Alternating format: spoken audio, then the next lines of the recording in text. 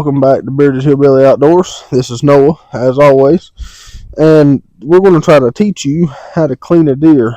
I don't know YouTube standards, so I've already pulled the innards out of her and got all that out of the way. So we're going to hoist the deer up, take the hair off, and then bust it up into whatever you're going to take to your processor. First things first, I recommend wear gloves. It's not worth it. A lot of guys, they think they're macho men because they don't wear gloves. But I've got a buddy that ended up with Lyme disease from doing this. It's not worth getting sick over. Wear gloves. It ain't going to hurt you. And your hands will smell a little better. Your wife might want to love on you at night. Alright, we've switched over to voiceover because it would just be easier for this video. So what I'm doing here is I'm showing you where to put your gambrel when you go to hang your deer. You see where I've made this cut. It's in between the bone and that tendon on the back leg. Be very careful not to cut that tendon when you cut out a hole in there, because if you cut that tendon, you'll have nothing to hang the deer by. Be very, very careful. Get your deer on the gambrel, get it stretched out. When you get it hung onto the gambrel, it's time to hoist it up. Having some sort of way to hoist it makes it easier, whether it's an electric winch or by hand like we do. It's cheaper just to do it by hand with a block and pulley system, because you don't have to buy a winch and all that other good stuff.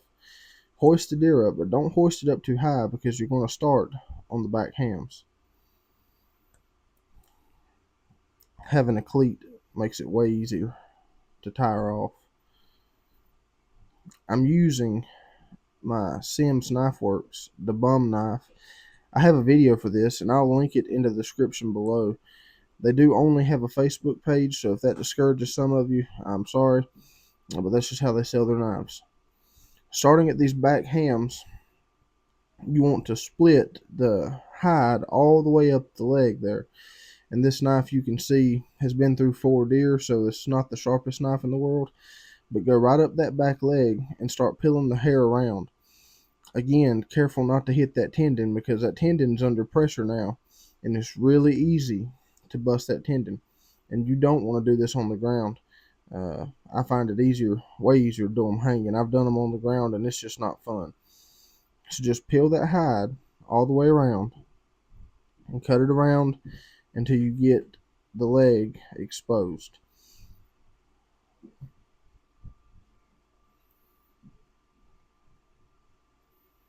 Do that on both sides. There's not a whole lot. You don't have to go up real high on the leg, because once you get up towards where you've hung it on the gambrel, there's not a lot of meat in there that you can use. Some of you might want to use the legs for bone broth and whatever.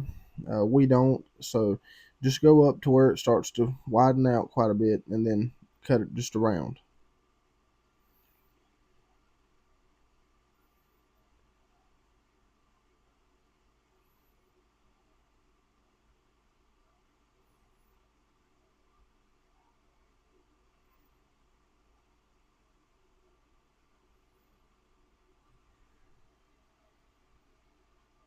One quick thing I want to mention before we switch scenes here.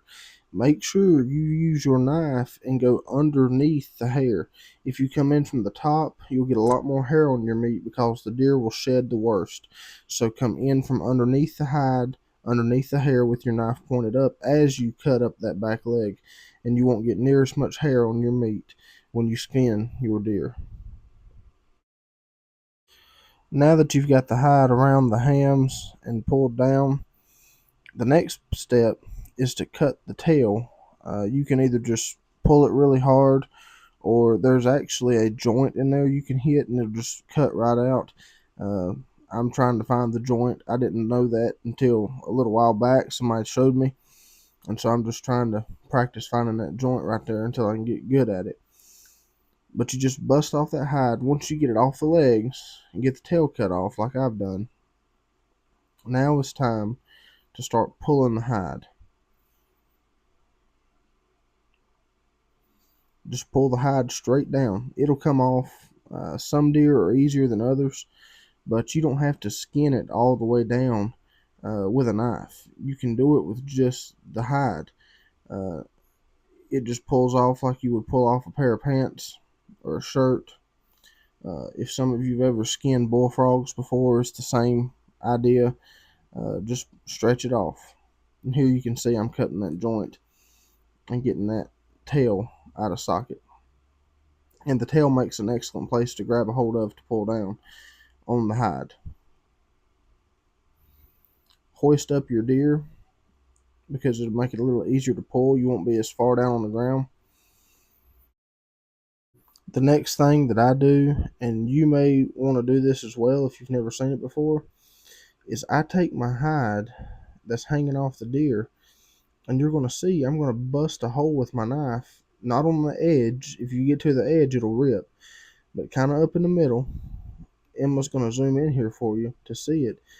Get you a hole that you can get about 3 fingers in up there towards the middle of the hide that's hanging down. Once you get those holes, it gives you some sort of like handle to begin just to pull the hide straight down off the deer. And so, like I said, some deer are easier than others. Some deer, they just seem like they want to hold their hide. But I've had deer that's just, it essentially will fall off. Same thing with a back strap. We'll get to that in a minute. But just keep pulling down and pulling down. Once you get down so far, make another hole up close to the where the hide's attached. Make another hole and just continue to pull down and pull down until you get the hide down to the shoulders and the neck. This is also a good thing to do if you have kids and they want to be a part. Let them pull it down. They'll probably think this is cool. Getting to skin a deer, good way to get kids involved in what you're doing is letting them do this, because there's nothing really, you can't mess this part up. There's really no skill here. It's just pulling the hair off one, so this is a good thing to get kids involved with.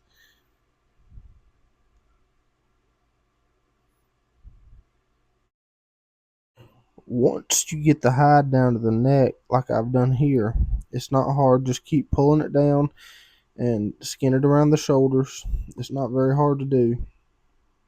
One thing you want to do is take your knife and cut all the way down to the bone on the front legs. You don't want to do this next step with a sawzall and try to cut through meat.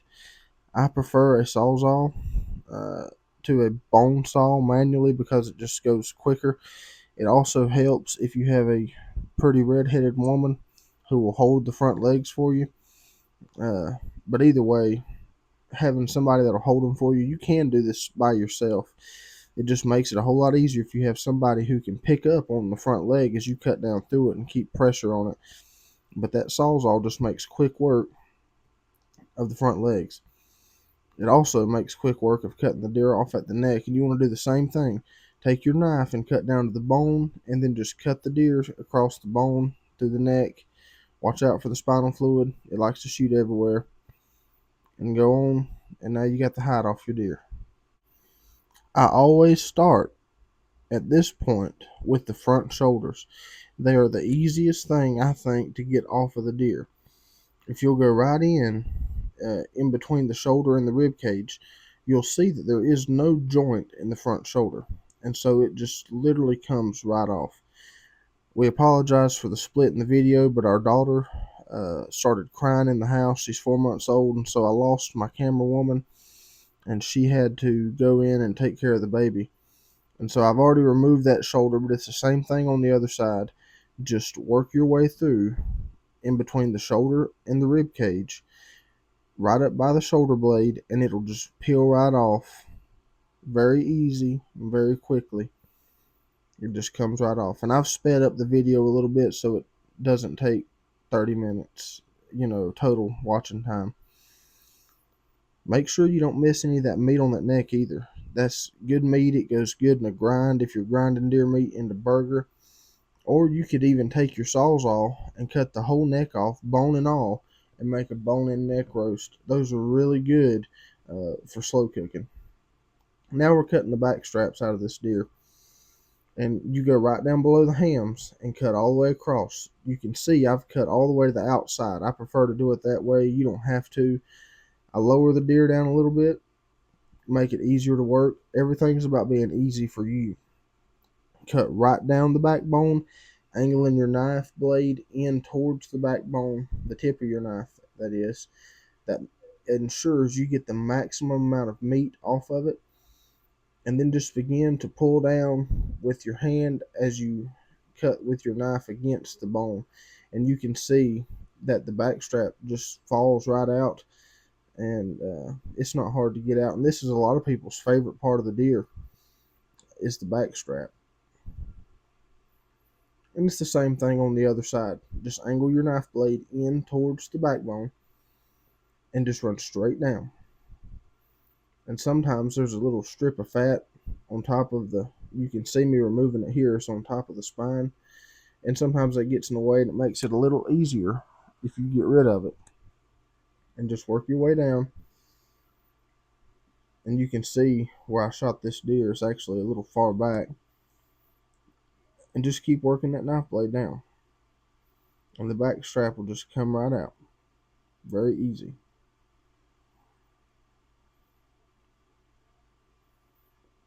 We like to take these back straps and fillet them, stuff them with cream cheese and jalapenos, wrap them and bake them, and put them on the grill.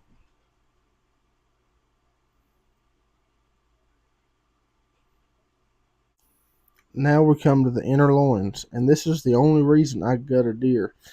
I do not know if you can do it without gutting the deer and get these out, but if you can, let me know down in the comments below. This is my favorite part of a deer, that inside tenderloin. There's a lot of different names for them, the inner loins. I've heard some people, like in Ohio, I've heard them on the internet call them fish tenders. One of my favorite things to call them is the preacher meat. And the reason is because a lot of the old men, old timers, they would go hunting on Sunday, and in order for them to be forgiven, supposedly for hunting, they would take that meat to the preacher, and it would forgive them of their sin of hunting on Sunday. You're pretty much done at this point, and what you're going to want to do is take your sawzall, and it's easier if you have two people, but I'm by myself, and just go right underneath the hams against the spine, and just run it through there, boom, and it's off, and you're done. Take your deer off the gambrel and cut off the tops of the legs, and you're done. Well, I hope you can see me. Like I said, I lost my camera woman. That's all there is to it. It's not hard to do, especially if you've done as many of them as I've done. You'll get better at it. I hope you enjoyed it. I hope you learned something. If you have a better way of doing this, let me know down in the comment below, man. My way ain't the right way, necessarily. It's just the way I do it, the way I was taught, and it works for me. It may not work for you. There's 100 different ways to do what I just did, and probably some easier, some harder.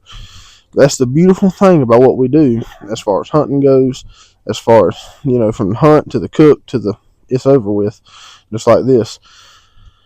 You do it your own way. Nobody should be able to criticize you for how you do it. If you do it, I've seen people skin deer with a dang golf ball and an ATV. I mean, if that's the way you do it and it works, good for you, man.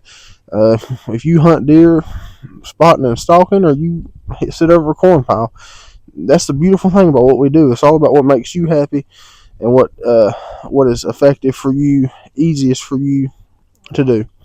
I hope you've enjoyed this video. I hope you learned something. Don't forget to like, share, and subscribe to Bearded Hillbilly Outdoors. Till next time, always remember, a happy hillbilly is a hillbilly gone hunting.